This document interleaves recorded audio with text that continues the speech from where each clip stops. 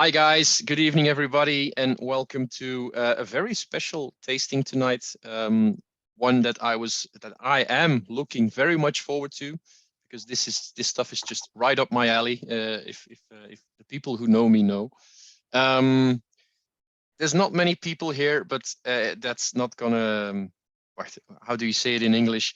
Ik ga het niet aan mijn hart laten komen. I won't let it get to my heart. This is gonna be fun anyway. So.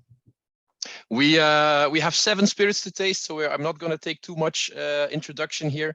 I'm just going to introduce you to our special guest straight away from Copenhagen, Mr. Aleksander Byzdra, who is the production chemist at EtoH Spirits, which is in itself already a title that behooves some explanation.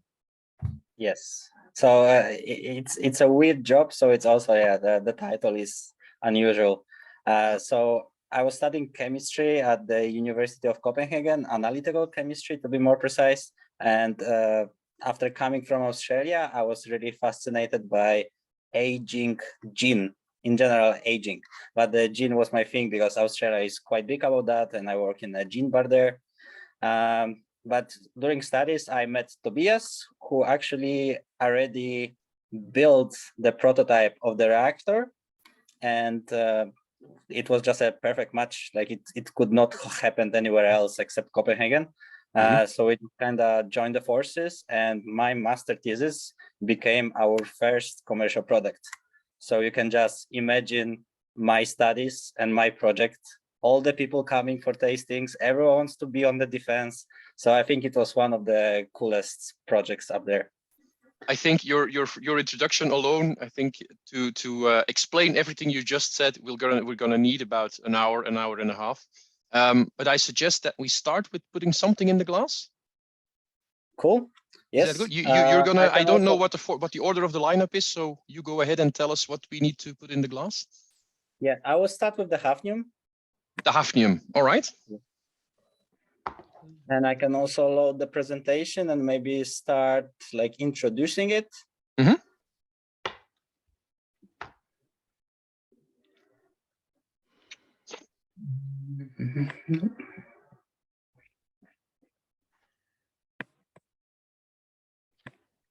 Can everyone see on the full screen?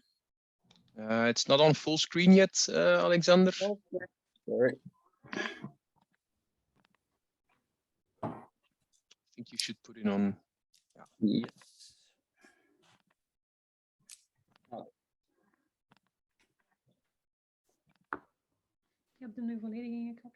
Well, maybe I will just skip to the hafnium then, so you will know what you're having.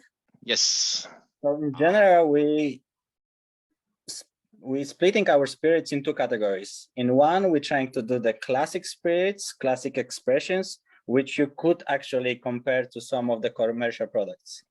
And other novel spirits are a little bit hard to categorize. That's why, it's then hard to tell if it's a good even whiskey or not whiskey, whatever you want to call it. But this one are your typical this Scotch whiskey on a Pedro Jimenez oak barrels. Yeah. Okay. And yeah, the only unusual thing with this one is that it was made in 9 days from the clear New Make spirit.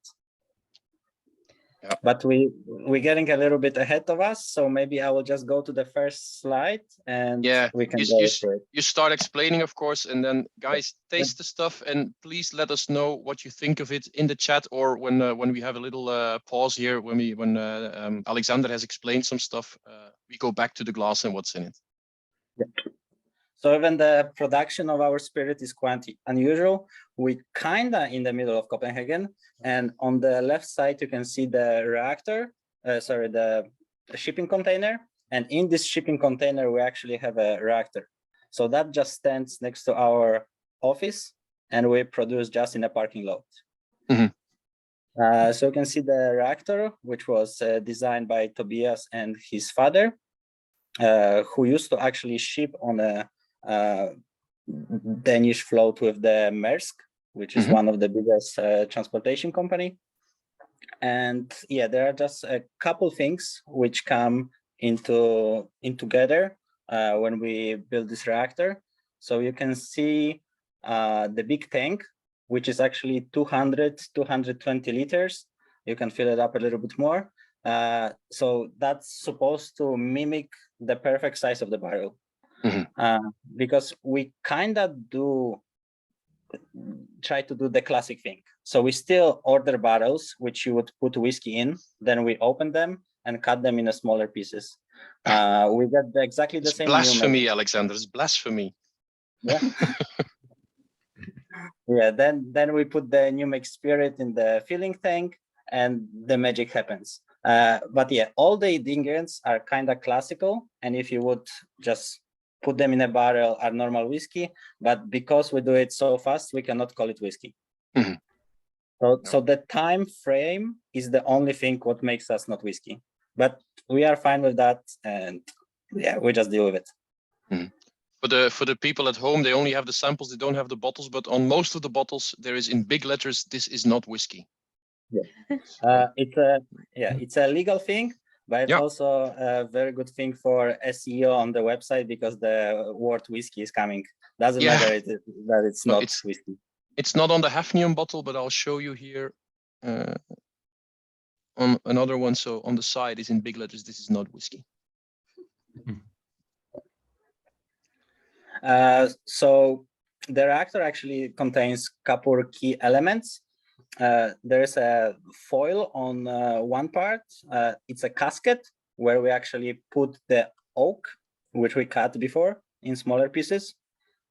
Then there are a couple pumps which circulate the liquid constantly. And then some pressure and temperature controllers. And oxygen flask, which adds oxygen through the whole process, because it's a closed system. So we have to feed it with the oxygen for the reaction to happen. But maybe I will just show you the coupled reaction and like why does it happen. So the heart of the instrument is also ultrasound, because we cannot speed time just with a little bit of temperature and pressure. There has to be like the key element. So it's actually the ultrasound, and what it does, it's just a vibration which causes tiny explosions. So it's around literally 5,500 degrees in these small cavities, small bubbles. And because we surround it with the oak around, or any type of wood or material, it's able to extract it so much faster. Plus, you add the enhanced temperature through whole reaction process, which also lowers the activation energy of all the reactions. So they also can happen faster. But then that's like the extraction process. If we would stop here, you would have typical product which just over oaked. You can dump your oak chips. It's gonna be similar. It's not gonna be balanced. But of course, we're trying to build something what's gonna persuade you that it's actually aged product. So we have another step of transformation. So here we play a little bit more with chemistry, because we add oxygen to oxidize compounds, and sometimes we add some catalysts. So the catalyst can just increase the reaction process, and we just skip years with that. We are able to also add some organic acids like citric acid or acetic acid, which is a vinegar, and you add such a small levels that you are below the threshold level, so you cannot feel it, but it's there, and it develops these flavor compounds later on. Everybody can follow? So in general, So in general, what happens, like I did this timeline to maybe make it clear what happens. We get our Meug spirit, which is a clear spirit. We still don't distill, so we have to get it from somewhere. We get our rye from Germany, peated malt from somewhere in Scotland, the same classic Scotch spirit, which you have now in the hafnium, bourbon from US, that kind of stuff. Then we source the barrel. And when the barrel comes, we have to treat it again, because when we open it up, it's perfect on one side. But because we're gonna cut it into pieces, we have other side which was not treated. So yeah, we usually have to sand it, cut it in a smaller piece, sometimes soak it. If we want to make it as a sherry, we would soak the other side in a sherry as well. But it's also all depends what kind of barrel comes. Yeah. I think many producers don't really talk about that, but when you order sherry barrel, there is a lot of sherry inside. So we open it and we can find 7 to 10 liters of sherry still in, even if it's emptied. So I can believe that if someone's trying to make a sherry bomb, they can maybe mention to their sherry supplier that maybe don't empty it too much. Yeah. Maybe leave another 10 liters. So at the end of the day, they just add sherry to new make spirit and they age it together. But anyway, that's not the point. We also, and then we deciding between charring and toasting. Those two elements, charring is more for like a bourbon profile whiskeys, and toasting can give you a little bit more like caramelly, vanilla flavors. And when we prepare the wood, then we do this extraction with the elevated temperature and slightly increased pressure.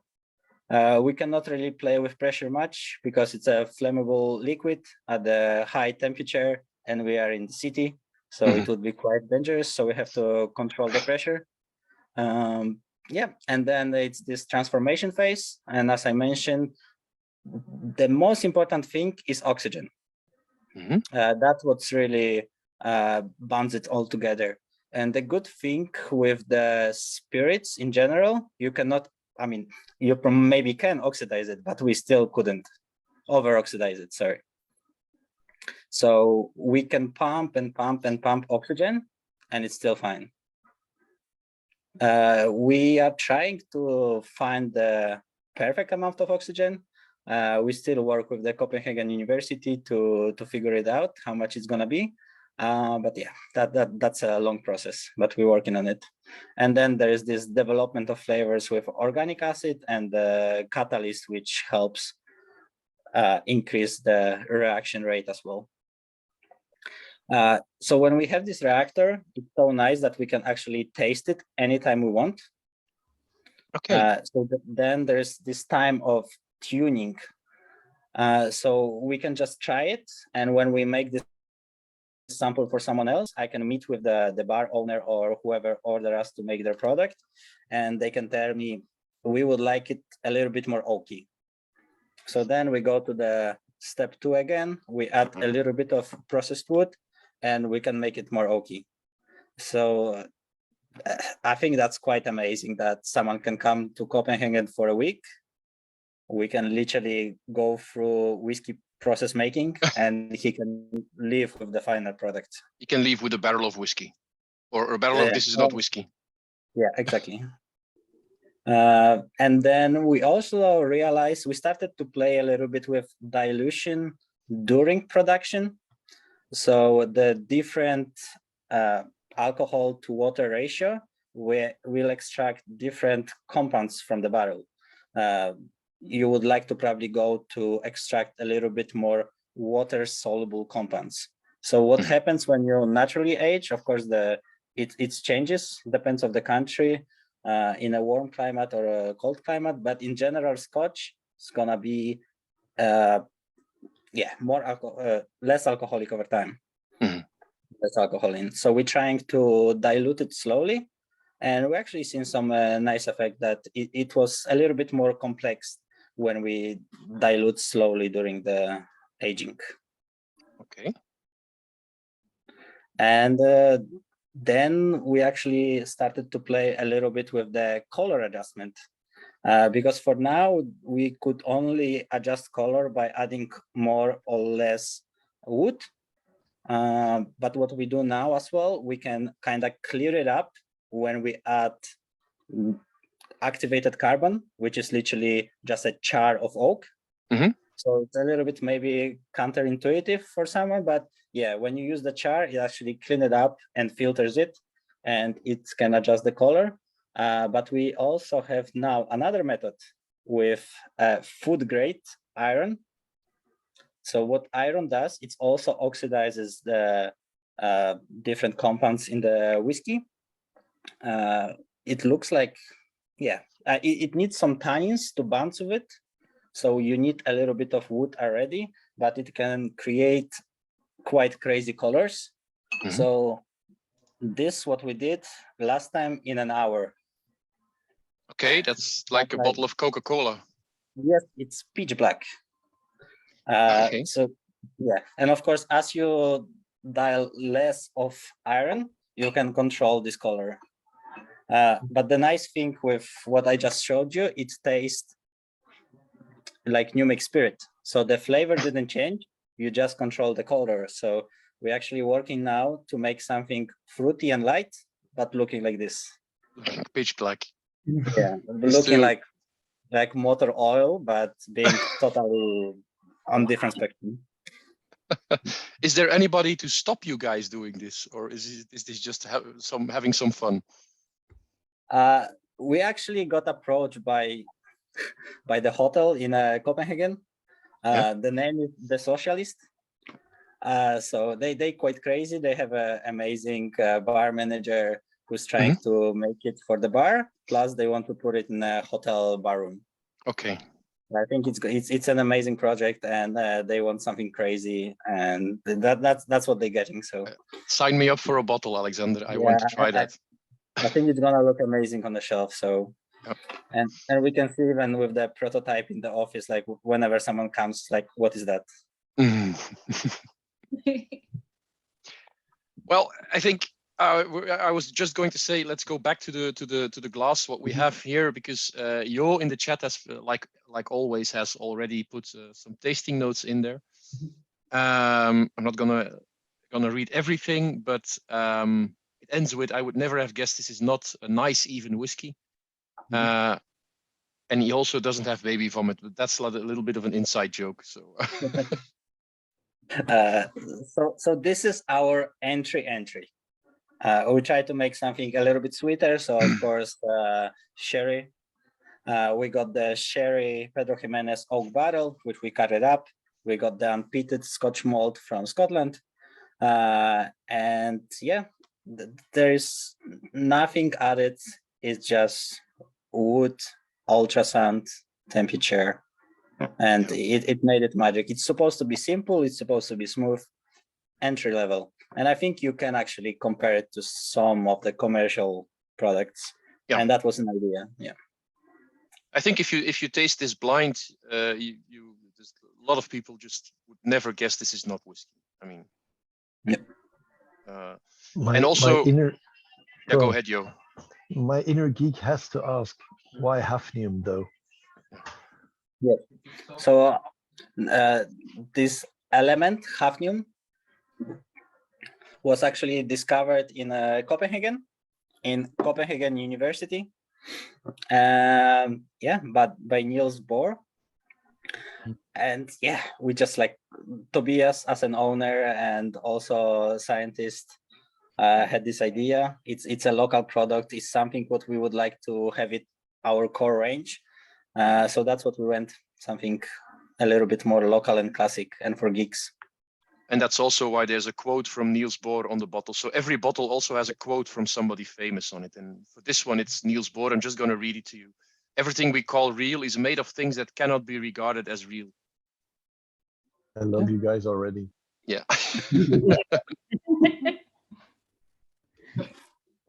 So you guys like it? Yeah, like I think it's great for the blind tasting as well. We try to usually sneak it in. Yeah, guys, shoot. I mean, we've heard a lot of information already. You've tasted this now. What's your first impression? What are you thinking right now about what these guys are doing? Short answer, I'm very impressed. Mechanical engineer here, so. Okay. Yes. It's with the machine. It's a fellow nerd. Yeah, like so I'm more on chemistry, but Tobias is more engineering style. So yeah, all the mechanics of the reactor is more operating it. So if I understand correctly, like this one took 9 days to finish. That's 9 days in the reactor. Yes, exactly. But that includes dilutions and yeah. Yeah. Okay. And So the the bottling. whole production, yeah, it was for 9 days in our reactor, exactly. Yeah. Yeah. And you have one reactor at the facility. Yes. It designed a way that we can put another reactor if we would like to expand. We're hopefully gonna expand soon, but for now we are not on 100% capacity of our production, but hopefully soon. Let's see. Yeah, let's break that Belgian market so you can put in a second reactor. So. Yeah, but also. Sorry, sorry? Celeste? Come to Spirits in the Sky. Yeah. Well, maybe next year. Come to Actually, if we're Meug gonna next year. Come to our festival. Much better. Oh, sorry. Go to both. Yeah. Yeah, so next would be Livet, if we Livet. should go to the next year. Yes. Livet, which is spelled with 4 dots and then Livet. Yep. So you can maybe input 4 other letters there if you want. You can choose whatever you want.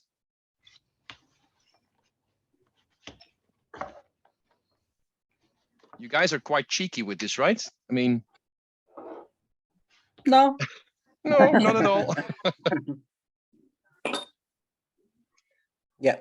So this is again entry level, but for someone who likes a little bit of peat as well. And working with peated whiskies is actually amazing because they also hide a lot of immaturity. That's why when you get your peated Scotch, it's good even when it's not aged. So that's a very nice product to work with. There's of course the perspective of the balance and just to hit everything right. So we got the Malbec wine for this one to make it. We didn't want it sweet. We wanted it a little bit more deep in the flavor. And yeah, just mix 20% of peated Scotch new make spirit and 80% unpeated. So that's also what we write on our bottles. They are pure malts, which is an old term when you mix new makes and then one distillery ages it. How peated? What's the peating level of the spirit you use? So we are actually very, very small, and we get no information. We get no information where the spirit is from. Like if we want to do some studies about that, we have to do it. No information provided for us because the bigger distilleries who sell new make spirit in bulk, they just protect the IP. So you cannot claim that it's from this distillery. Of course. I guess since you only use 20% and there's quite some peat in there. I mean, it's not gonna be a low peated spirit. It's gonna be good that we go to the third one after that, which is Arbite, and this is 100% peated Scotch spirit, which we got. So we can you can feel the difference. Yeah. But yeah, this is the latest one as well, and I think it's actually the most refined. We added a lot of oxygen. We've been very careful with it again to have novel flavors to just highlight a little bit of these deep flavors of Malbec and peat. So there's one reactor filled with this, so 200 liters. So that's in batches of 200 liters that you always make this. Yeah. So 200 liters come into the reactor at cask strength. So we usually, it depends. Depends what flavors want to develop. We would extract a different ABV, but I would say we usually do 60 to 65. Okay. Which is quite classic. So. Yeah. And then, yeah, we can dilute it through. We end up around 350 bottles from each batch. Yeah, because this is bottled at 44% ABV. So yeah. There's also a fun thing on each bottle. On the back label, you have 3 bars indicating one is the aging level, 2 is the peat intensity, and the other one is the craziness factor. So this is just at 2 out of 10 for craziness. No, this is like we needed like some kind of scale for our products, and yeah, nothing was right, and just craziness. It sounds like, yeah, like if someone wants something more adventurous, then can go for more adventurous. Oh, I'm curious what you would do if you would dial it up to 11 like in Spinal Tap. Yeah, For 2, this I is think we're pretty in the nice most and at fun. 8 now, so let's see. Yeah, I think it was 7 or 8. One of them is 7 or 8. Yeah, I've got one here at 7 in the tasting lineup a bit later on. So. But that's the least scientific thing we do. The the bars on the back. It's the least scientific thing we do. It's your epitaph almost. It's the least scientific thing we do. So, and this is 12 days old. Oh, yeah, it's on the list. Yes, quite old actually. It's quite old already. Yeah. So 12 days is older than most, or not? Like, to be honest, we always get this question. So why would you not put it for 4 weeks to get the flavor of 20 years old? But yeah, then the question is, what 20 years old whiskey tastes like, and what is the representative 20 years old whiskey? So during my studies, I actually compared a lot of classic, mostly Scotch whiskies, and they all over the place. Of course, every single one is different. They use different barrel, they distill differently. So it's very hard to say like, oh, just make 20 years old, because yeah, people even have a hard time to explain how actually the older whiskey tastes like. But yes, 12 days is from putting the spirit in, running the machine, and then just turning it off. And most of the spirits you make are less than 12 days old. Yeah, we found this 2 week mark optimum. Like, we don't really gain anything more when we try to run it more. Like, we can extract more wood, that's always possible, but the balance is totally off then. Yo, I think we're hearing your kids now. No, that can't be possible. I was just going to ask, which is why I left my speaker on. I was just going to ask, what's the longest you've tried to keep a spirit in your incubator, and where is the point where you go like, okay, this has gone far enough. It's actually breaking down now. Yeah, so it was around 4 weeks, and yeah, after this 2 weeks time, it was not getting better. So that's where we keep it now. Of course, we always trying to experiment and do something else. Now we are thinking about vacuum distilling already made products with some cooperation from other guys, just to maybe condense flavors and then mix them in. But that's future. Let's see. As I said, it's very hard to say why we cannot make 15, 20 years old tasting whiskey. Even with the Hafnium and Livet, everyone says something else. Some people say, oh, it tastes like nice 4-year-old. Then someone comes and says, no, that's 12. So yeah. Everyone has different opinion. So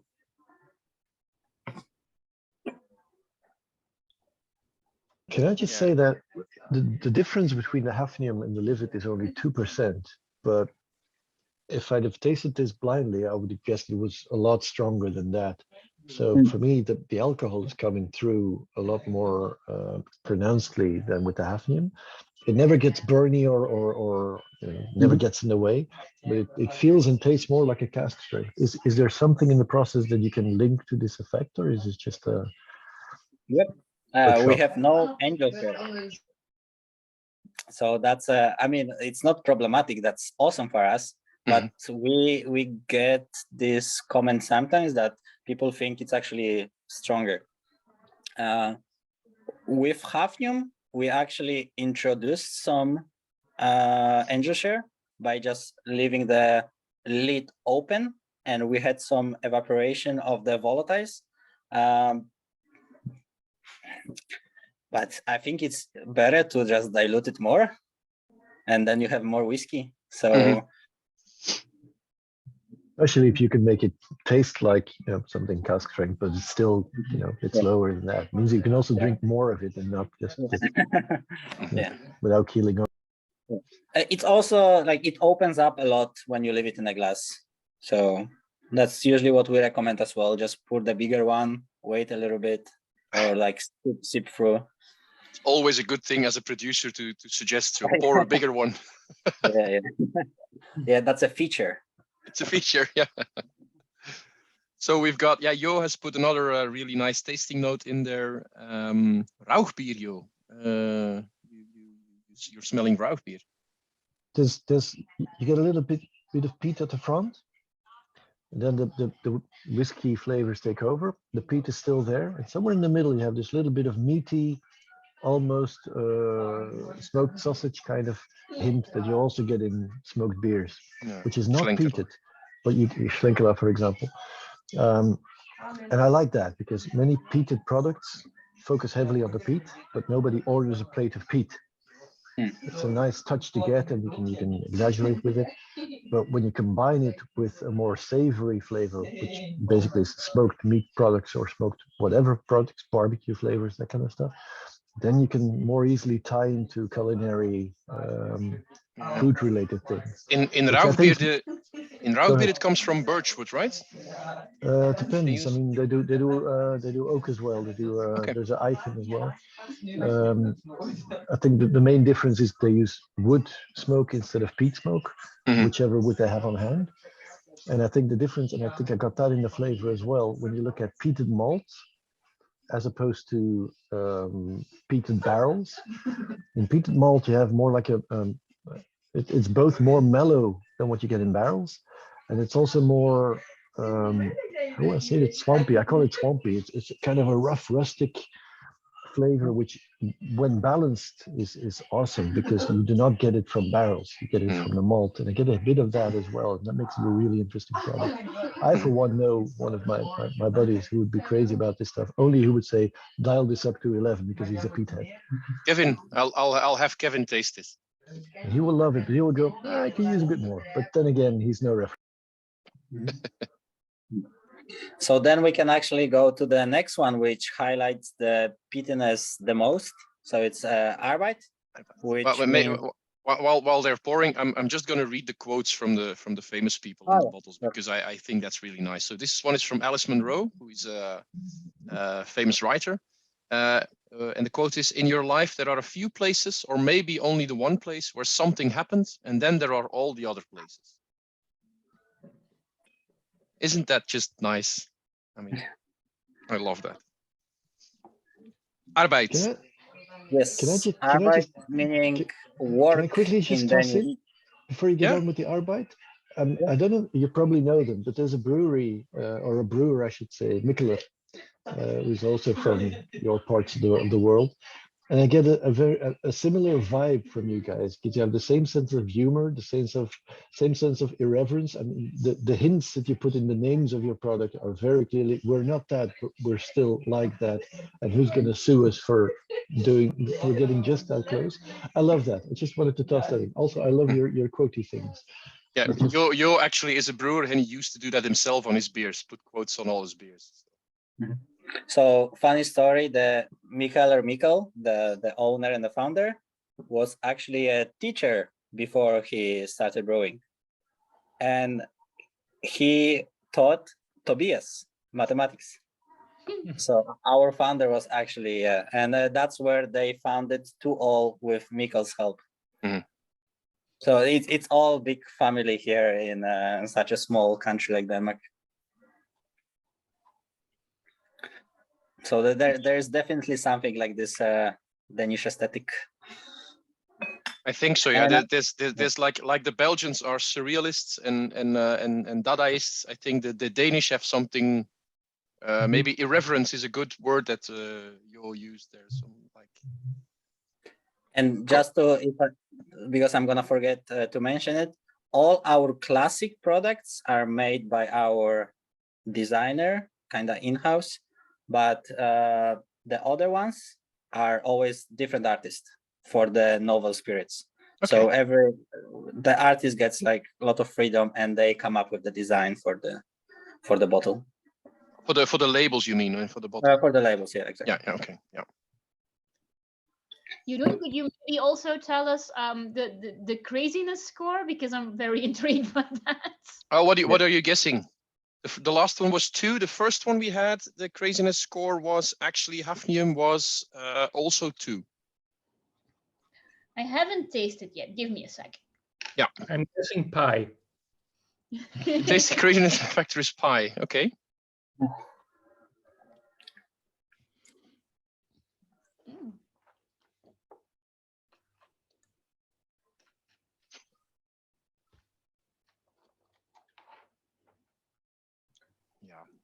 Yeah. I just love this stuff. This so reminds me of a Port Charlotte. It's in that area of Scotch whiskies, certainly. Yeah. Peatedness also. Mm. So I think Arbeit is actually our bestseller. We just let peat shine. It's just a small extraction of wood, and yeah, it just works. It didn't need much to be great. So yeah. So how does it work? Because this is your classic range, so that means it's core range. You make it more than once. Is it because you're working very scientifically that you can always produce the exact same product because you have all the parameters, or is it sometimes turns out differently because something happens that you couldn't control? Yeah, so that's actually a nice thing, and I mean it's not boring. It's amazing, but it's very calculated. So if I'm gonna write down everything what I did during production of it, which I did for the first time, the second time we redid it, and it was exactly the same, because you just input the data with parameters which you're gonna apply, and yeah, the reproducibility is the biggest factor as well. And the fact that we also use from the whole barrel, there is around 37 staves when you produce whiskey. So for our batch of these 350 bottles, we use 1 stave. Okay. So from 1 barrel, we can make 37 batches, which is quite. Yeah. You're almost Scottish, so frugal. Yeah. Yeah, you can taste it. Yeah. But is there at any point when you're doing something or you're experimenting, do you leave something to chance, or is there something? Do you have sometimes products that turn out differently than you intended, or do you always know beforehand, I want that, so I'm going to do that, so it will work out like that? Is it that scientific? No, like the first batch is never that scientific, because we tune it as we do it. As I said, like we just try it every couple hours, every day, just to be sure it's going the right direction. But if we don't like something or we need to change it, we do that. And actually, with these ones, they are very safe.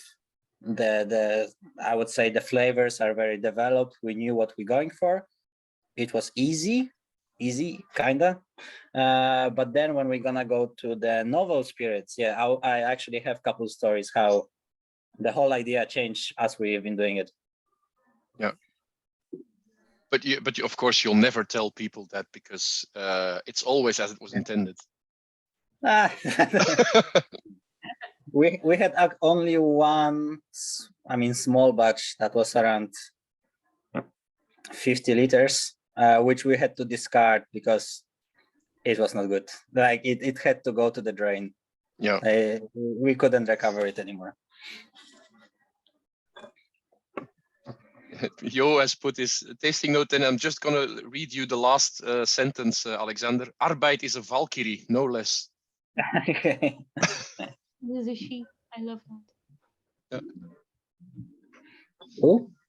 So I think we can clean our palate a little bit with a peeling. Oh, I don't know if you want to do the quote as well. Yeah, I'm gonna read the quote, and of course, Celeste, do you know the craziness factor? What's your guess? I'm guessing a 3 or a 4. It is a 3. It's a 3. Yeah. So the pi was a good answer. Well done. Yeah. And then we have the quote. It's from Franklin D. Roosevelt this time. It's a short one. Rules are not necessarily sacred. Principles are. It's a good I one. love this stuff. Yeah. I just knew you would love this, Yo. I knew it beforehand. I still have a bit of the hafnium in my glass, and I keep going back to it, and it keeps getting more and more fruity every time I get back to it. Citrus.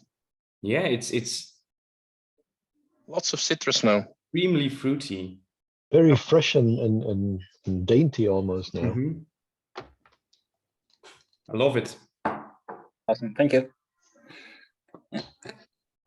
So appealing now, it's gonna be slightly sweeter what we had now and a little bit more unconventional.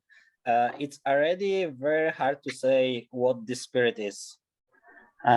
Many people say it's more like Calvados actually than whiskey. And I could maybe agree with that. We also didn't use oak for this one. We used the plum wood, and we extracted it together with apple pulp from the local cidery. So this apple pulp is just products which they discard after the production. But because of the ultrasound, we've been actually able to extract even more flavors from there. So their waste is our perfect ingredient. It's just it's like apple strudel in a glass. Yeah. We also sprinkled a little bit of nutmeg and cinnamon on a toasted plum wood. That's why it also not caramelized really. It just like really got into the wood before putting it into reactor. Yeah. I think it's a perfect winter drink as well. Well, I want to just pour it over some vanilla ice cream.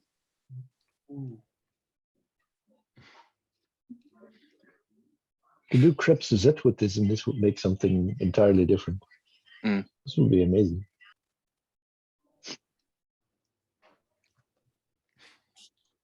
So this again is popular in cocktail bars. I think these flavors very shine in the as a mixer. I was just going there. I mean, I was actually going to ask you the question: what are the products made for? How are they supposed to be drunk? Is it like neat like this, or do you make them specifically with cocktails in mind, or what is there an idea about that?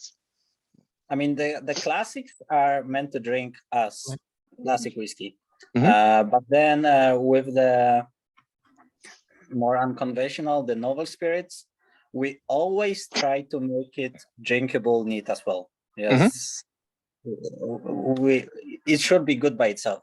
But some of them are also made for cocktail bars specifically. So the next product is actually like this. But yeah, that's gonna come in a second. But I would say classics definitely by itself, and novels a little bit more into cocktails. Yeah. Maybe we should go to Bjorn and Jorijn, who are also who joined us a bit later on, who actually are professional cocktail makers. So what do you think about this, guys? I mean, I think you should. I think you would be inspired by this. I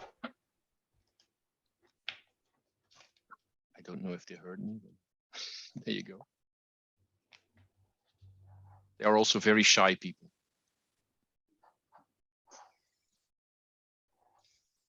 I don't think they heard me. Yeah, there you go. Yeah. Yeah, I'm just going silent a bit about this. I mean, yeah, I mean, I think on a blind tasting, not many people would go into whiskey direction. No. That makes people confused, actually. Yeah. Well, it is confusing. It's such a different experience from what we've had before. But it's lovely on its own. It's great. like Jeroen said, the apple strudel kind of vibes you're getting from it. The cinnamon is very noticeable, and it's lovely on its own, and I can imagine why you would be inspired to use it in cocktails or in other kinds of food or drink related stuff. We also love to play with those different types of wood. So when you do traditional whiskey, you can build a barrel of chestnut, cedar, or plum, but the barrel just not gonna contain spirit for long. Oak is perfect because it's quite dense and it allows the perfect amount of oxygen to go in and out. But the angel share is not crazy with oak.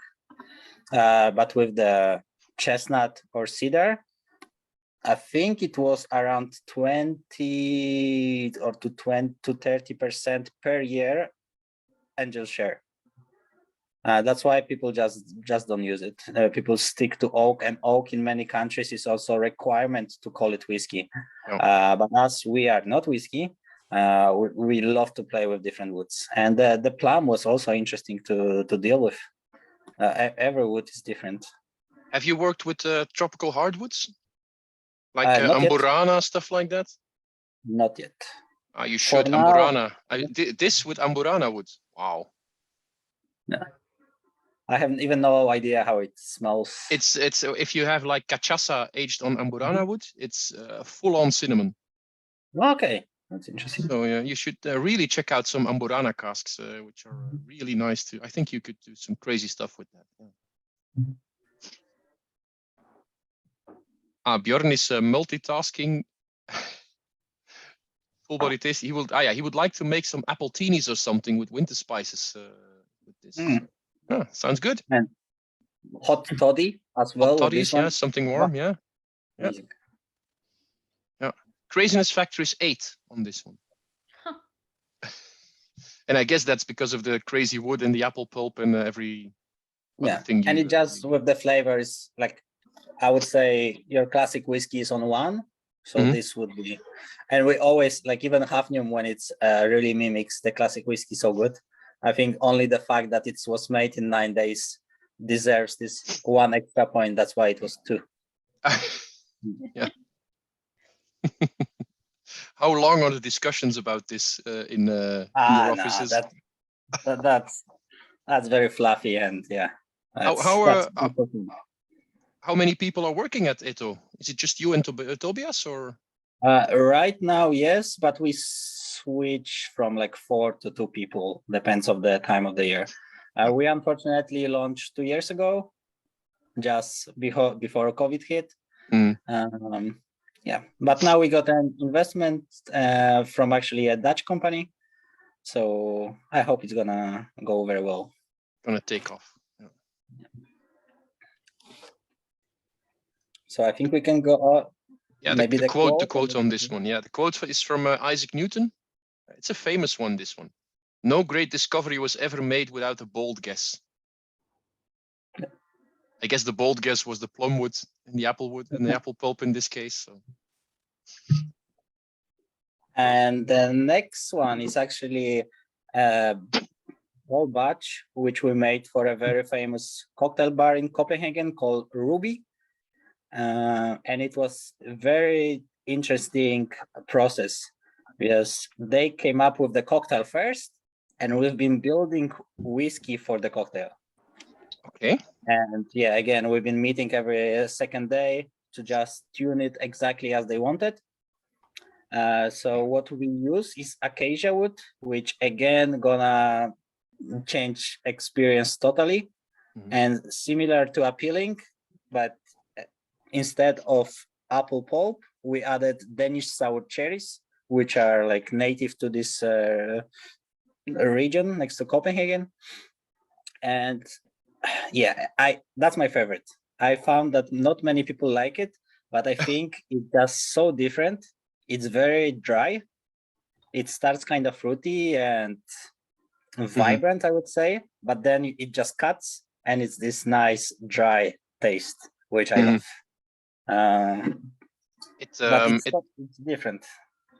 It reminds me a lot of well, something I bottled a couple of years ago, which was Scottish whiskey from Arran, but we aged it for 10 months on Belgian creek casks, so cherry beer casks. No. And it actually has the same vibe going on. So.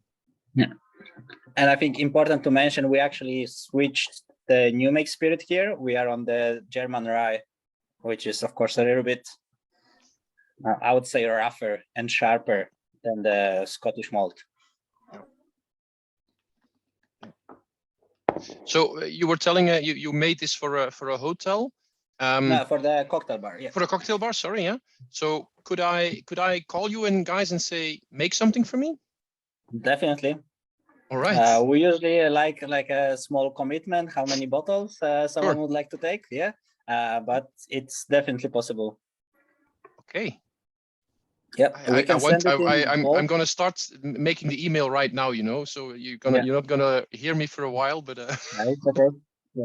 Also, the nicest thing is actually if you have your guitar from the childhood or your favorite table, just send us some wood. We can chop it up and make whiskey out of it. The possibilities are endless. Endless. All right.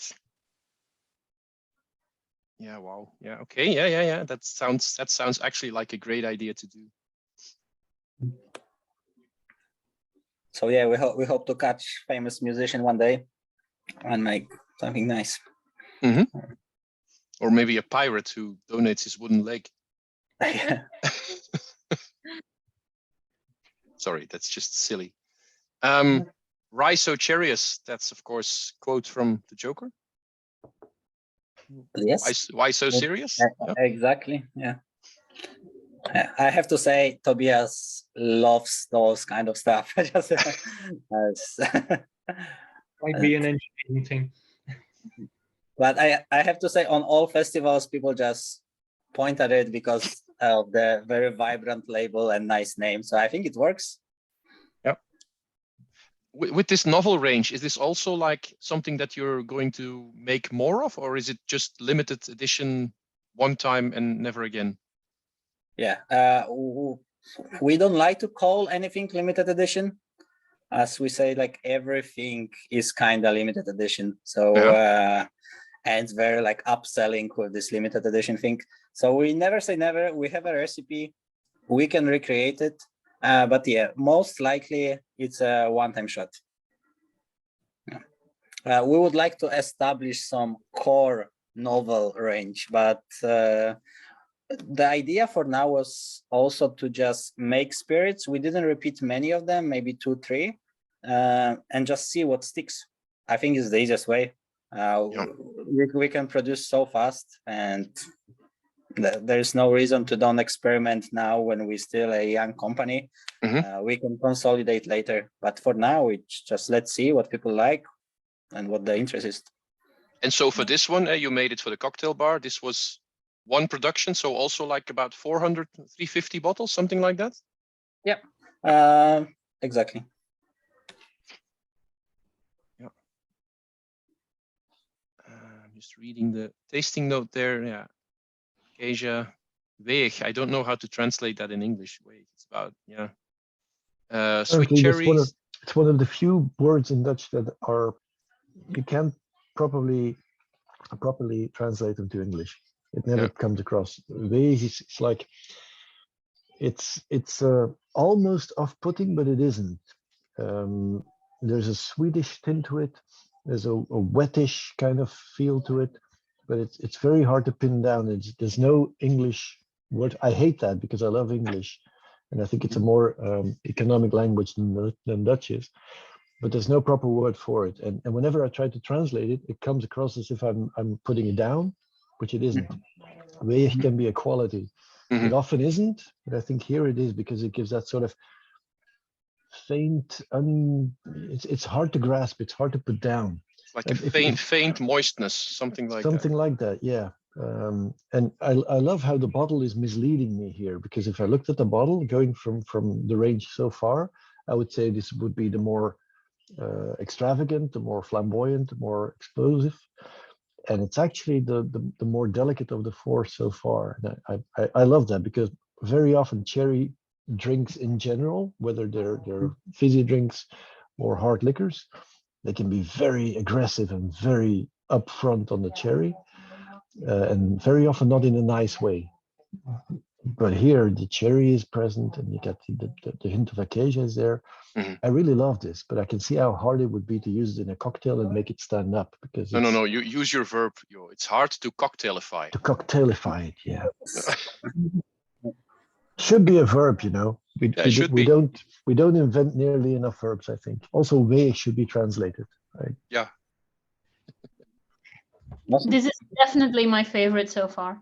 Yeah. Oh, I'm happy really. Like I don't often hear it, but I try to push this one a lot. It's just different and it's subtle, and there's many layers. And I think, yeah, it's just very nice to sip.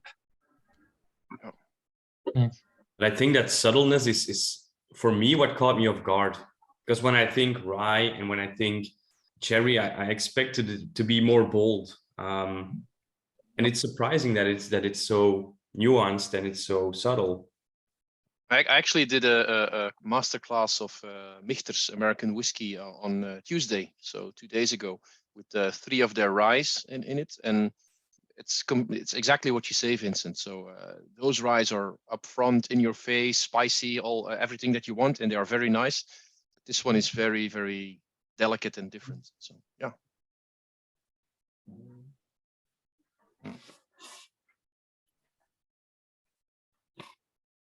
I mean, our New Make Spirit rye was also like this, but yeah, just the acacia kind of took over for me when I worked with it, and when it was very warm and I was taking it out, it really smells like a honeycomb.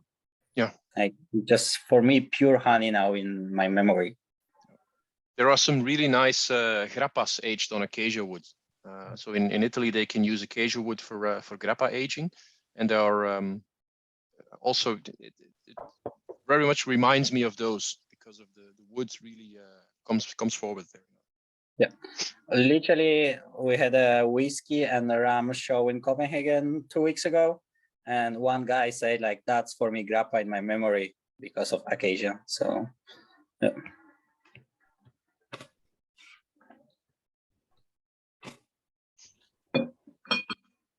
Everybody still happy? I think so. Yes. Yeah. Absolutely. Yeah, this is just fun stuff. I think this is for me what I really like to do is like discover stuff like this, which is just a little bit crazy, a little bit other different, and then still very, very good. Also, maybe I'm gonna mention that as you look at our bottle, we always have this cork. So that's actually our trademark. We registered it, this very lively orange with blue. Okay. And the blue is actually exactly the same blue as from blue cup bottles in the chemistry lab. Of course, they have the numbers and whatever, but yeah. You guys are such nerds. Perfect. Nah. I have to say, the whole vibe you're sending, and now that you explained the link to the oil as well, I get where it comes from, but it's almost a perfect match to what the beer geeks have. When you find a brewer who's really into his product, he can go all out on the geekiness. I can hook on, I can latch on to your chemistry geekiness, but it translates into a product where you can experience that love and that passion for what's going on inside the product. And I really, that's something I really love in any manufacturing process. So it's maybe a good story. A couple weeks ago, I did a podcast. I'm doing a podcast nowadays. I never ever heard a podcast, but I'm making one now. And it was with Maarten Wijn, who is a beer brewer. He makes beer in Belgium, but he's also like a maker and a professor in computer sciences and stuff like that. And we always bring something for our guests to taste. And I actually brought one of the samples we're about to taste now, just because of the whole vibe, what you're doing, because this is really a maker thing and like science and stuff. And he was, I had him taste it. He's not a spirits guy at all. He's a beer guy. and he tasted it, and I told him what it was, and just his eyes lit up. It was like, ooh, this is interesting. This is cool stuff. So, yeah. Yeah, we actually found that the beer festivals, if we can sneak in when they accept couple spirit producers, are the best for us. The crowd, yeah, really likes it, and it's very open-minded crowd, because sometimes when you go for a whiskey festival or like any spirit festival, it's like, you guys not really a whiskey, what are you? But yeah, the beer people just love drinks, and the flavor is the most important. So again, come to Meug. You should come to Meug. Perfect festival. You also got the wine guys there, so. Okay. There are Talking many about Next holy wine, year, houses you next year we should really shit think on. about that. So Yeah. I'm smelling my empty glass of this rye so cherries, and when you talk about wine, Jeroen, for me, I'm starting to get a bit of a winey side, like a Beaujolais kind of thing. Well, That I was thinking fruity kind of old wine. aged Riesling, like the sweet made Rieslings that are aged a bit. That's in my glass now. This is so fun. I originally it was planned to do this blind. I guess. Yes. I think if you serve this blind to whiskey enthusiasts, you have them flabbergasted. They are going all over the place because they don't know what this is, and they're guessing and they're doing their best. But well, that's actually how I got to know this stuff. So Jeroen Moernaut from the Bonding Dram, he put it on Facebook one day. He said, guys, I have something, but you have to taste it blind, and you have to give me feedback on what you think of it, and also what you think it is. And I was like, okay, send me the 7 samples. And I had a really hard time just tasting, because all I had was the sample bottles and the quotes on the bottles from the famous people. So I had no idea what it was. And then it was really hard to do and to imagine what it was, because you have a frame of mind, you have a context that you know whiskey, so you think it's whiskey, of course. And then we did a little session with Jeroen, and then also Mark Dermul was there, and Stan Hiers, who did the same thing. And the interesting thing was the guesses we made were usually almost the same or in the same direction. So for some, we guessed this is like it's a bit like an eau de vie from beer. This is probably a peated whiskey. This is something like Calvados. And then, of course, when Jeroen revealed what it was, I was like, hey, Jeroen, can I contact these guys and do a tasting with them? Because I just want to do this. And he said yes, so bless the guy. Yeah. And by the way, I'm stealing the idea of sending samples only with quotes. That's a good one. Oh, that was so good. So I received a box of samples, and it was like, okay, for this one, I haven't read it yet. I'm going to do it now. It's Carl Jung. The greater the contrast, the greater the potential. Great energy only comes from a correspondingly great tension of opposites. Of course. There you go. So if you have just that on your sample bottle, your mind goes crazy, you know? And what is this stuff? We're also quoting all of the great guys, so yeah, there's that too. Yeah. So we are going to the crazy stuff now. We're ready for it now, Alexander. I'm pretty sure. What was the craziness score of the previous one, of the Rising 5. Star? This was just 5. Yeah. This was the one I had Maarten, the professor from Antwerp University, taste. So the White Forest, that was this one. So yeah, this one actually started as we mentioned before. You asked me a question if it's always according to plan. It's supposed to be only 100% made on cedar wood. Okay. But cedar is actually unpredictable and crazy and takes over everything. So after 2 days, it was horrible. It was just it smelled like sauna, just dry and bitter.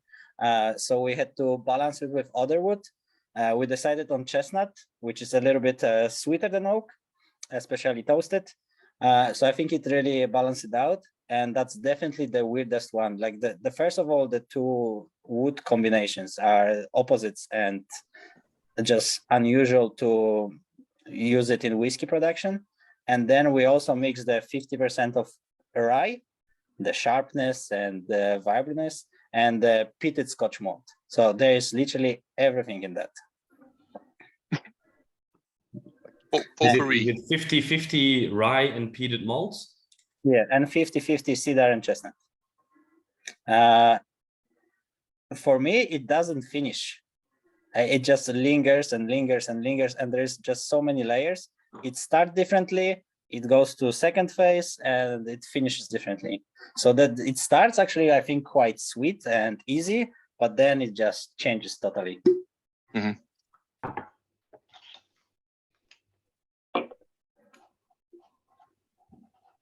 I remember when I had this one blind, this was the hardest one to say something about, to guess what it was.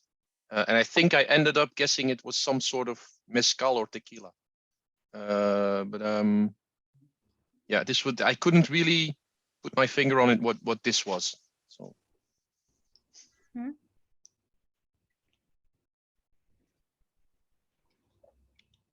And I think it is because you have the vegetalness, the greenness, and then the smokiness. So that was what led me to mezcal for some reason. And it's really, for me, it just really stays on the tongue and lingers slowly. And you're gonna take a sip of water, it's still there. It's not gonna disappear. So again, this one very popular with cocktail bars, because you just add 20 centiliters and it just shines through. You don't need much to make something very nice with that. I should have penicillin. This would be great, I think.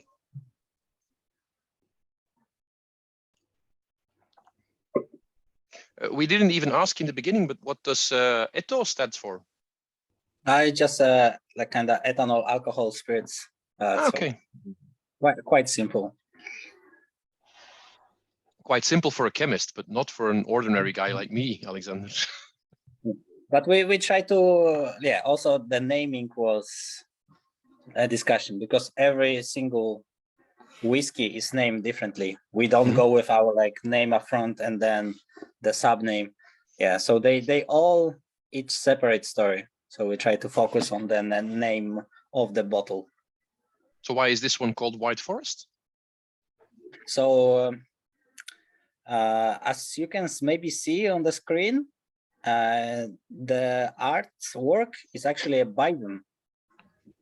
So this bison is a native from an area of Belarus, Poland, and Ukraine in the forests. It's the only bison still alive in Europe. And cedar wood usually comes from this region. So that was an inspiration. And I'm Polish, so we wanted to like small bottle a little bit for me. So that's this is your bottle. Yeah. this is your baby. Yes. Yeah. So let's say this is more like a kind of Slavic mythology of the bisons and that kind of stuff. Okay. The same bisons of the Zubrovka? Yes, exactly. I think in Europe they call them Bison, yeah. Bison, yeah, something like that. There's a different name for European bisons than as opposed to American ones. American, yeah. Sorry. We call it in Polish żubr, but that's quite tough. Yeah. And that's where Zubrovka comes from. Yeah, exactly. Yeah. Okay. The quote on this one is from Václav Havel. Keep the company of those who seek the truth. Run from those who have found it. We try to keep it Slavic, so we wanted a Slavic author.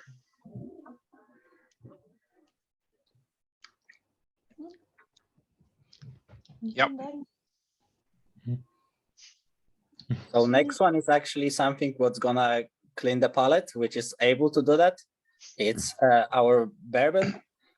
We got it from Indiana. It was lightly aged when we got it. It was 6 months.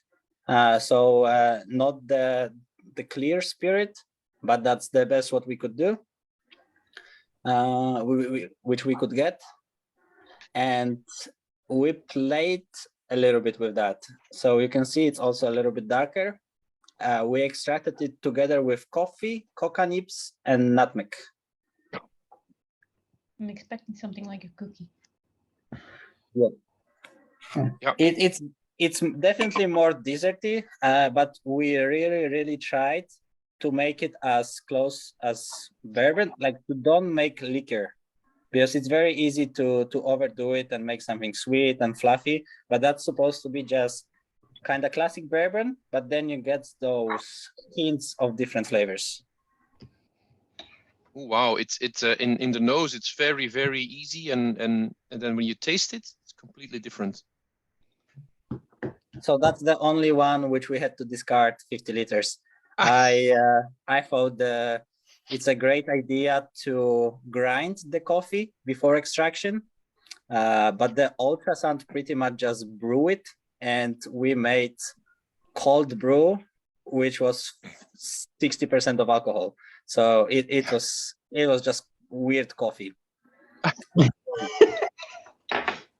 Weird coffee. Sounds like that's a great name for a coffee bar, actually. And it reminds me again of sorry, I'm gonna plug the podcast again, but tomorrow the new episode is coming out, and we are talking to a guy who is into coffee, who has his own coffee bar, who makes his own coffee brand. And my colleague on the podcast, Yannick, who is a cocktail guy, he actually infused a Negroni with coffee. So you have like an AeroPress. I don't know if you know the system. I didn't know it, but it's like basically a tube that you push the coffee or you push your water through coffee, and you end up with one nice cup of coffee. He did the same, but instead of water, he used Negroni and pushed it through the coffee. And the end result is just brilliant. For those of you who want to taste it, I've got about 1.5 liters in my fridge right now, so just aging there. But it reminds me a lot, especially the aftertaste here, reminds me of that, because the coffee comes afterwards.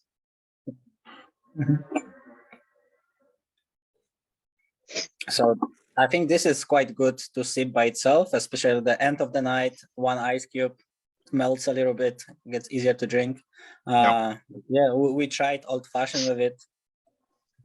We replaced it for vodka in White Russian, Espresso Black martini. Russian. Yeah, exactly. Yeah. So Atlantis, because the coffee was actually Kenyan, bourbon was from the States, and we are in Denmark, so it made a perfect triangle. So we called it Atlantis. Yeah. So if we go to the center of that triangle, we'll find Atlantis.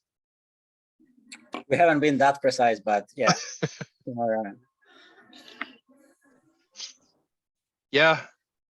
Yeah, guys, I don't know what you're thinking, but I'm quite speechless. 6 days old. Yeah, that's the least, because it was already pre-aged, so we could easily cut the 2-3 days of that. Yeah.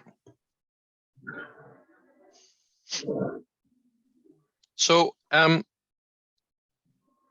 we talked about this a little bit before we started, Aleksander, but how easy is it to sell this to people? Depends where. Yeah. Yeah, Europe is quite tough. As I mentioned in our private chat, we sell mostly to Asia. Yeah, the market there is a little bit different, and they especially like Scandinavian products. So it's a big advantage for us. There's a lot of government programs between governments as well, like Danish, and we got into South Korea, China. We are in Australia as well. So yeah, Europe is quite conservative everywhere. But yeah, I would say the worst place, I think it's Germany. Yeah. Isn't it for everything? Yeah, maybe. Maybe even for Germany. Yeah. I think they're a little bit spoiled with choice and prices, so it's very hard to compete there. Our company is also built to be like sustainable, and we don't sell our bottles on a loss as some companies which starts do. So yeah, we cannot compete for this market there. These bottles are not available in Belgium right now. No, we ship from our web shop. From the web but- shop, yeah, but there's no distributor in Belgium. You can't find them in the shops. It's straight from you. You can order them. Exactly, yeah. We hope it's gonna change before this Christmas. We are getting this craft distributor deal to sell in Netherlands with a local taxes and local excise duties, where they register a firm and we sell for them. It's called Bee Makers, and yeah, it should launch next week. It just better deal for people from this part of the world. Like, it just the taxes in Denmark, excise duties, it's quite high. Just so people here get an idea, if they were to buy a bottle from your web shop and ship it over to Belgium, what would it cost? Because they're all about the same price, I think. Yeah. Now you ask me euros. Yeah, tell it in kroner, and then we'll do the translation ourselves. Okay, so hafnium is our entry point, and it costs 400 coronas. But actually, if we are ready here, whoop, sorry. There was my private mail to you. Yeah, sorry. Yes, we are here. But we can check maybe from the German shop, because we use this platform already from Germany. So products for Netherlands gonna be in very similar prices. So yeah, we can see it here. Appealing is 43, being apart the same price. And I think hafnium is the cheapest, it's 40. Yes. Yeah, 40 euros.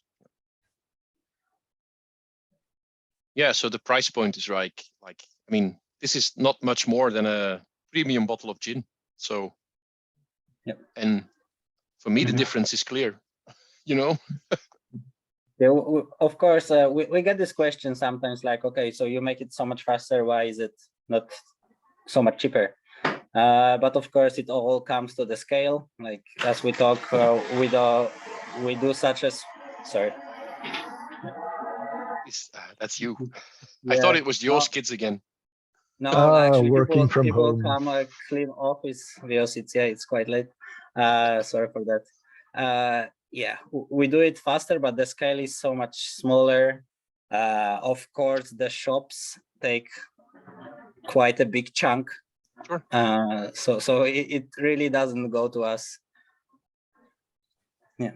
But hopefully with time we can scale, we can improve our sales and distribution, and it's gonna go to the price of the cheaper Scotch spirit. But yeah, we also take care of the design, that we try to make a label from the nice paper and put it in a nice box. So yeah, everything has a price, of course. Yeah. But in the end, the goal is world domination. Yes. Yes. slowly conquer. Yes. Slowly conquer. Yeah. I mean, I think it's gonna end up that we're gonna work more business to business, where we help distilleries to predict or make products. Because just imagine that distillery has a couple different barrels which they would like to use for aging, but they just not sure. They have no idea how it's gonna taste. They can send us one stave from each barrel spirit which they're gonna use, and of course, if we're gonna make it, it's not gonna be exactly the same as they're gonna age it traditionally in their environment with the temperature and the different moisture over the year, but they're gonna have an idea what kind of flavors they're gonna develop. So I think it's a big thing for them, especially for the distilleries which just start making whiskey. Because what if you wait 8 years and it's shit at the end? Yeah. Then, Yeah. So you can basically offer your knowledge, your science as a consultancy to the traditional guys. like tiny small time machine. Yeah. You basically invented the time machine. should put that on your website. We invented the time machine for distilleries. Not a big deal, but just Yeah. The quote on this one is from Isaac Asimov, a great science fiction writer. The saddest aspect of life right now is that science gathers knowledge faster than society gathers wisdom. How current and actual is that quote?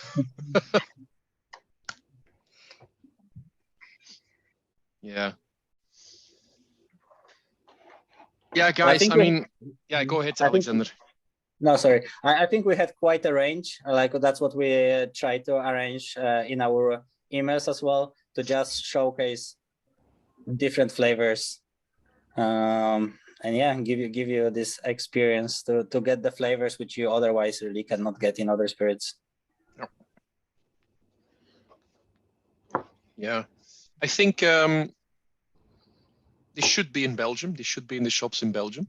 So if you ever get close to that, ready to help out. I mean, this is stuff that I would love to have more people taste, and I think everybody here will agree. If I've seen the reactions and heard you talk, so thanks for that. Is there anything else, guys, that you would like to say right now to Aleksander about what we tasted? What are you thinking right now? It's a lot of fun. It's just a lot of fun. I mean, you lose the novelty of saying, oh, it has been aged in an oak barrel for so many years, but you get the novelty of, well, it's made in 6 or 9 days. So, I mean, the amount of experimentation you guys are doing and the way you're presenting it, it's just fun.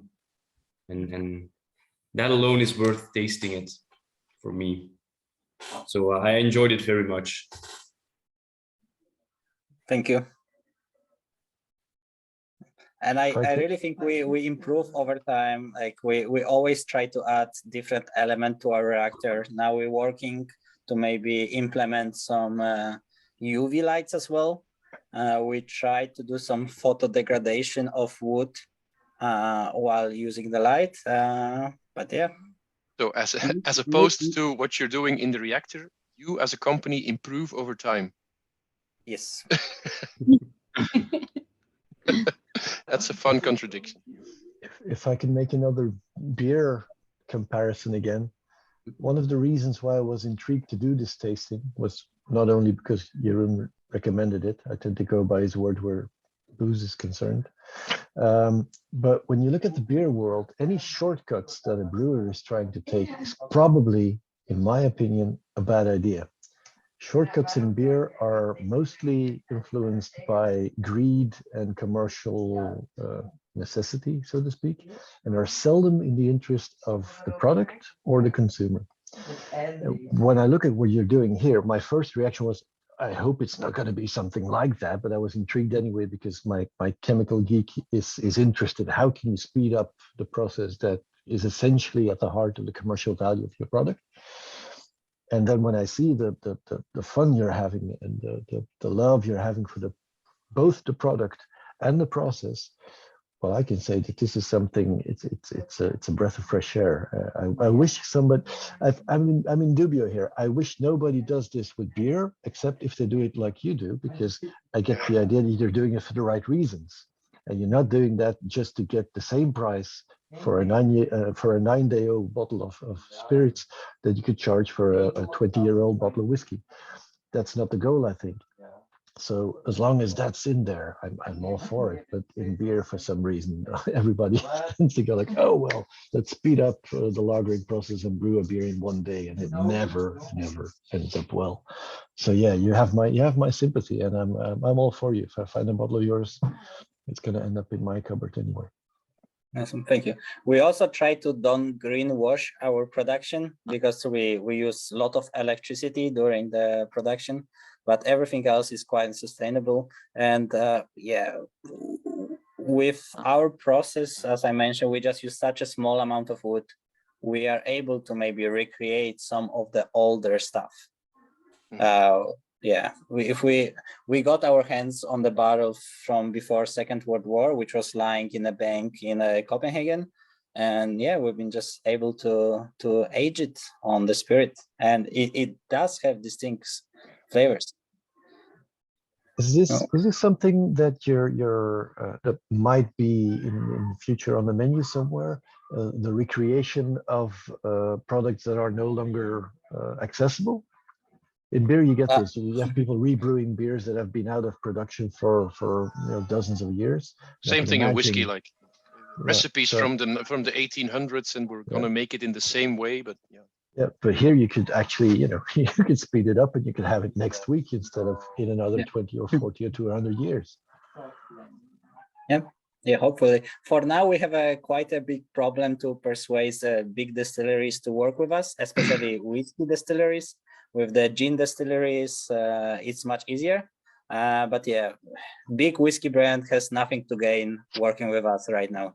Yeah. Especially if we want to do it brand with brand. Maybe if we would be just backdoor, they don't mention us, yes, but that's all buying our reactor, which we had some offers, but that's not the way we would like to go for now. Let's see. so Aleksander, what are the big projects on the shelf right now for you, and also what is the dream? What is something you would really love to do someday? I mean, we called ourselves EtoH Spirits, so definitely more spirits. I would love to move to Ram soon. It's also less boundaries. We can just call it Ram. We can also experiment so much. And there's just so many flavors with Ram. So I think that's can be quite intriguing. We made vodka recently, so we're slowly getting there. But I would say the big next step is Ram. And the Ram is getting very popular in Europe, so maybe that's gonna be our breakthrough. Yeah, very cool stuff. Is there any last questions before because I think we're gonna round off, end up this tasting almost. Last chances for questions for Aleksander. Not a question, just a comment. I think you passed with honors for this jury. For beer. Thank you. Very nicely put there. Yeah, so if there's no more questions, Aleksander, maybe you should put down the presentation. I'm going to thank you for taking the time to talk to us crazy Belgians. For the ones that were crazy enough to join the tasting. As I said, I'm going to put this on YouTube, and I'm going to try and convince as many people as I can to also try this, because I'm a big fan. But I wish you, is there anything else you would like to say as a final word? I just think we make whiskey fun again. Me personally, now when I try whiskey, I sip it and it's like, oh yeah, it's good, or it's whiskey. And yeah, I'm just a little bit bored of this industry. So I think we do just something new and interesting. And maybe over years, we're gonna loosen the definition of whiskey, because I think the oak barrel really stops the innovation. If bigger distilleries could experiment more with different woods, I think that would be amazing. Yeah, just please follow us, follow our journey. I think it's gonna be fun. I think everybody here will do from now on. I'd like to thank you, Aleksander, for the time. I'm gonna close off this tasting for now. Well, the recording at least. Then there's always a little bit of an after tasting going on. So that was it for this time, guys. See you next time. Next real appointment is the Meug Festival at 21st, 22nd of October in Antwerp. So I hope you're all there in the flesh, so we can have a dram together. Well, I'm not having a dram because I'm working at that day, but we can see each other. And otherwise, see you next time for another tasting. Bye-bye. Bye Thank all. you. Bye. Bye.